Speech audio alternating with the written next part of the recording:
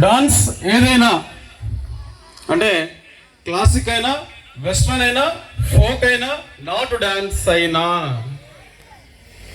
ఎంతో అవలీలగా తన హావభావాలతో నాట్యంతో మంత్రముగ్ధులు చేసే నవయువ నాట్య మయూరి మా స్కూలు నవయుగ యవనిక మా ప్రియ గీతిక.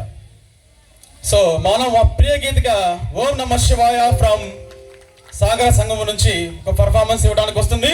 So please give her a big round of applause please, all of you.